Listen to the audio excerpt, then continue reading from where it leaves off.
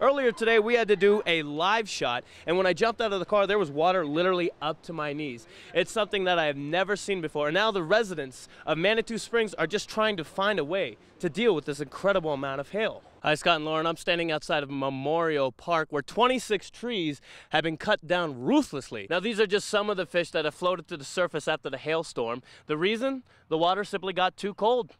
Now, as you can see, I'm standing outside here off of Highway 160, which is currently closed due to the wildfires that are burning right behind me. A bit of a tragedy here as hundreds of fish have floated to the surface dead because of the hailstorm that occurred. I'm standing here off of South Nevada on the on-ramp to I-25, and now as you can see behind me, a bicyclist has been killed. The record hailstorm that broke windows and damaged cars last week is now being blamed for killing dozens of fish in the Fountain Valley area pond. About 100 cars towed from the Cheyenne Mountain Zoo today, but that's just the beginning as hundreds of families work to find rental car and hotel arrangements. Fort Carson is also in the process of assessing its storm damage. A little girl's act of kindness is getting a big thumbs up from police. Now to the latest on the breaking news we brought you at 5. A shooting investigation ends with an apparent suicide attempt. Springs police were called to the area of Golden Glow View. The child was airlifted to a Colorado Springs hospital with non-life-threatening injuries. Well, you definitely don't see this every day.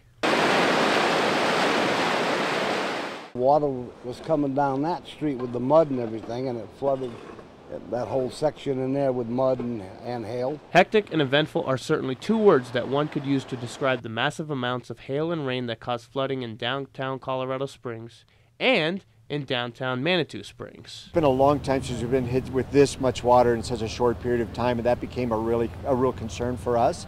And so with that, when we started looking at the drainage and what areas were going to be affected, this was one of the areas we came and looked at. Now authorities such as David Husted with the Colorado Springs Police Department and local residents are trying to put the pieces back together. And through it all, people in Colorado Springs such as Daniel Vincent seem to have a cheery attitude about the whole ordeal. It probably came from the North Pole up here. Now Highway 24 is back open after a brief blockage in traffic. Reporting live in Manitou Springs, I'm Yama'S Reel. In some places it's not as bad as we thought. In some places we've had a total loss of all of our facilities. After 1,500 destroyed power meters, Reg Rudolph, the general manager of San Isabel Electric Association, is trying his best to deal with the effects of the Springs fire. So are local fire authorities. Some of the rural counties are doing the best they can with the resources they've got, but they haven't necessarily dealt with an emergency of this scale before. Resources. That isn't something the community has a lot of right now, but even so, there are families such as the Vigil family who choose to sell snow cones to support their firefighters. Then the first day they did it, they made $120.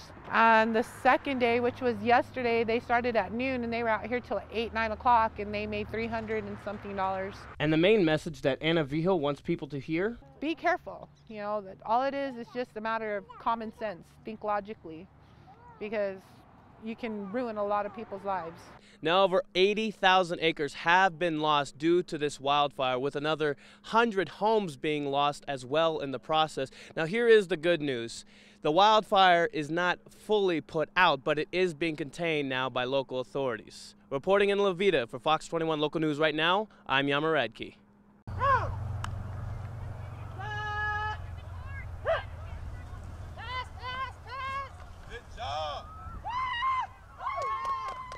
Hey, who says girls can't play football?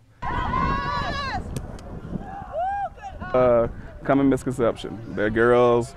They're just out there running around, just playing for the love. They're playing just because they can play, but they actually are a really good football team. And you better believe that they know what they're doing and are fully capable of handling the technicalities of football and the punishment that comes with it.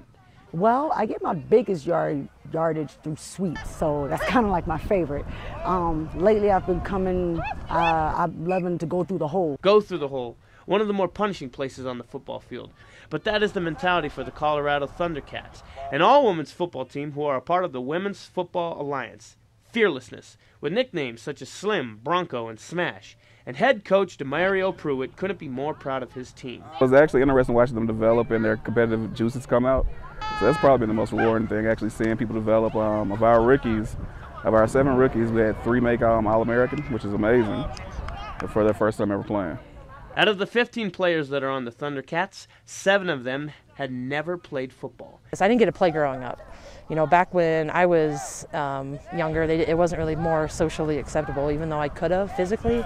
But then was then and now is now. Now the Rocky Mountain Thundercats will be heading to Arkansas to take on the defending national champs in the WFA playoffs. The Thundercats have captured 2 Colorado championships in 2015 and 2014, but are now looking to capture the national championship after making an early exit in the first round of the playoffs last year. We're pumped up. We've gotten further this year than we did last year, and we keep that in mind, and I think that helps drives us too. And Washonda Brooks has felt the benefits of being a part of a team. I went through a battlefield with these lovely girls, these lovely women, so that's what I care most about it, family. Reporting for Fox 21 News right now, I'm Yama'S Reel.